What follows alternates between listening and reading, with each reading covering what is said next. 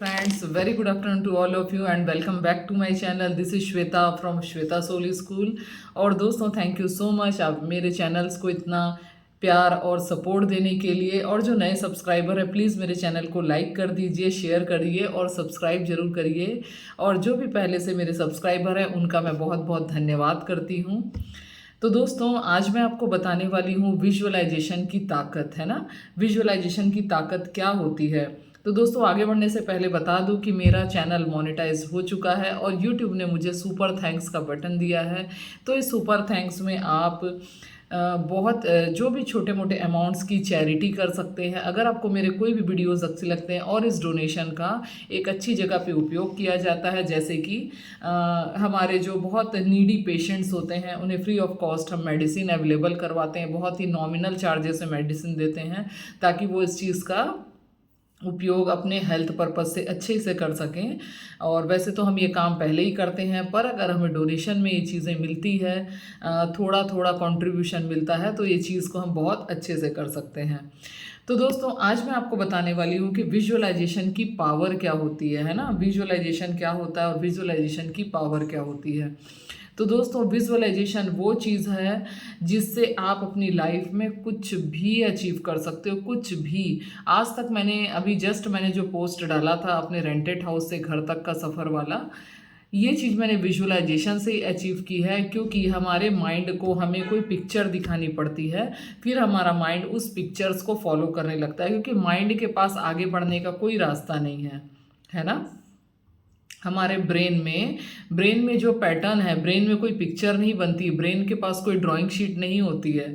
तो हमारे ब्रेन को, हमारे दिमाग को, हमारे सबकॉन्शियस माइंड को हमें कुछ पिक्चर्स फॉर्म में चीज़ें दिखानी पड़ती कि देखो तुम्हें यहाँ तक जाना है, देखो तुम्हें यहाँ तक पहुँचना है, देखो आगे चल के तुम्हें ये अचीव करना है, देखो ये बड़ा बंगला है, ये तुम्हें अपने को अचीव करनी है, देखो ये तुम्हारा बच्चा है, इसे तुम्हें डॉक्टर बनाना है, देखो ये तुम्हारा बच्चा है, इसे तुम्हें इंजीनियर बनाना है, देखो तुम्हें ऐसे व्यक्ति से शादी करनी है, देखो तुम्हें ऐसे रिलेशनशिप में जाना है। तो उसे बताइए, है ना। He is like a child, उसे बताइए कि तुम्हें क्या चाहिए, है ना। उसे बताइए कि तुम ये चीज़ अचीव कर सकते हो, ये चीज़ अचीव करते हो, जस्ट लाइक ए चाइल्ड। हम बच्चे को बताते हैं कि बेटा तुम्हें एक टाइम पे इंजीनियर बनना है या तुम्हें एमबीए का कोर्स करना है, तो वो उस डायरेक्शन में वो तैयारी करने लग जाता है। वैसे ही हमारा सबकॉन्शियस माइंड होता है, उसे हमें बताना पड़ता है, पिक्चर दिखानी पड़ती है, ठीक है ना। माइंड को क्लैरिटी देनी पड़ती है, ठीक है। ऐसा नहीं है कि अगर आप लॉ ऑफ अट्रैक्शन फॉलो नहीं करेंगे तो आपकी लाइफ में जो चीज़ें आप चाहते हैं नहीं होगा, वो भी होगा। क्योंकि लॉ ऑफ कर्मा तो वर्क करता ही है, क्रिया। और जो हम बोलते हैं ना, जैसा हम कर्म करते जाते हैं वैसा फल मिलते जाता है, वो अपनी जगह है। पर वो मिलेगा, पर कितने परसेंटेज में होके मिलेगा, 100% मिलेगा, कम मिलेगा, कैसे मिलेगा ये हम नहीं जान सकते। पर जब हम लॉ ऑफ अट्रैक्शन की टेक्निक्स फॉलो करते हैं तो 100% चीज़ें बिल्कुल वैसी होती है जैसा आप चाहते हैं, ठीक है ना। लॉ ऑफ कर्मा अपनी जगह काम कर रहा है। हम जो कर्म करते हैं, कर्म करने के साथ ही वो फल जो है हमारे साथ बंधा हुआ है। लॉ ऑफ कर्मा तो अपनी जगह चल ही रहा है, लेकिन हम लॉ ऑफ अट्रैक्शन और लॉ ऑफ कर्मा में थोड़ा सा डिफरेंस आ जाता है। लॉ ऑफ अट्रैक्शन में लॉ ऑफ कर्मा भी आ जाता है और आप मन चाही डेस्टिनी पा सकते हो, क्योंकि हमें उसका सीक्रेट पता चल गया, हमें उसका रहस्य पता चल गया, हमें पता चल गया कि चीज़ें काम कैसे करती है, ठीक है ना। जैसे किसी को मान लो कोई जगह पे जाना है, उस जगह पे जाने के बहुत सारे रास्ते हो सकते हैं। छोटी गलियों से होके आप जा सकते हैं, बाई रोड जा सकते हैं, बाई एयर जा सकते हैं। अपनी अगर वो पास वाली जगह है तो अपनी स्कूटी से जा सकते हो, कहीं से भी जा सकते हो। लेकिन एक प्रॉपर रास्ता होता है जो उस जगह पे बहुत जल्दी पहुंचाता है। वो जगह को हमें फाइंड आउट करना पड़ता है। और जब हम ट्रैवलिंग करते हैं तो हम उस जगह को फाइंड आउट करते हैं जिस जगह पे हमें ऑब्स्टकल्स कम मिले, जिस जगह पे हमें प्रॉब्लम्स कम मिले, जिस जगह पे हमें ट्रैफिक कम मिले। तो लॉ ऑफ अट्रैक्शन वही काम करता है, वो कम ट्रैफिक में आपको जल्दी अचीवमेंट देता है, जल्दी आपको डेस्टिनी तक पहुंचाता है। तो दोस्तों सही तरीके से आप विजुअलाइज करना सीख गए, सही तरीके से एफर्मेशन करना सीख गए, सही तरीके से आप चीज़ों को अपनी लाइफ में फॉलो करना सीख गए, सही तरीके से एफर्मेशन, विजुअलाइजेशन, ग्रेटिट्यूड, स्क्रिप्टिंग, जो भी चीज़ें हैं, अगर आपका प्रोसेस सही है ना, तो आपको रिजल्ट सही मिलना ही है। ये बिल्कुल वैसा ही है जैसे कोई डॉक्टर किसी पेशेंट का इलाज करता है। अगर उसका तरीका सही है तो वो पेशेंट को ठीक होना ही है।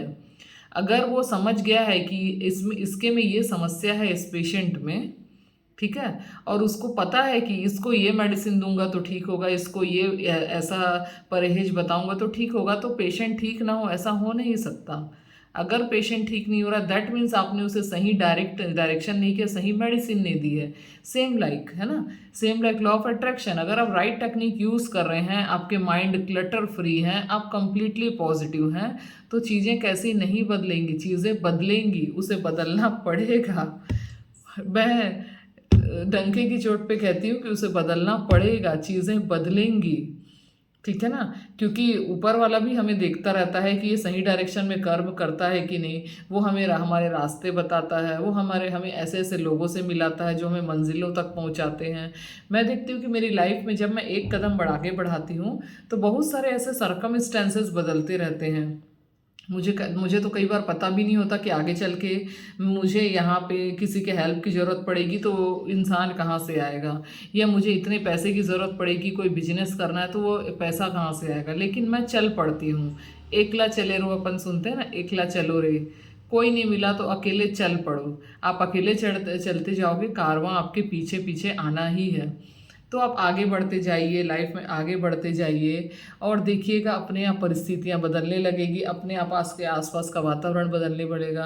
अपने आप आपको ऐसे ऐसे लोग मिलने लगेंगे जो आपको खुद से आके गाइड करेंगे, है ना। कभी कभी ऐसा होता है ना, मैं कई बार कोई प्रॉब्लम में फंसी होती हूँ और मैं अपने शॉप में बैठ के मैं सोचती रहती हूँ कि इसका कैसे हल किया जाए, कैसे हल किया जाए। सडनली कई बार ऐसा होता है कि कोई परिचय के लोग आ जाते हैं, कई बार अनजान लोग भी आ जाते हैं, और बातों ही बातों में ना वो बिल्कुल वही आंसर देते हैं जो आंसर मुझे चाहिए था। उसे तो नहीं पता है कि मैं क्या सोच रही हूँ। जस्ट कोई कन्वर्सेशन का टॉपिक निकलता है और वो बोलता है कि तुम ऐसे करो, और मैं देखती हूँ कि उसमें ही मेरा आंसर छुपा होता है। तो ये आंसर देने वाला कौन है? क्या वो इंसान आंसर दे रहा है? नहीं, वो इंसान आंसर नहीं दे रहा है, वो ऊपर वाला आंसर दे रहा है उस इंसान के माध्यम से।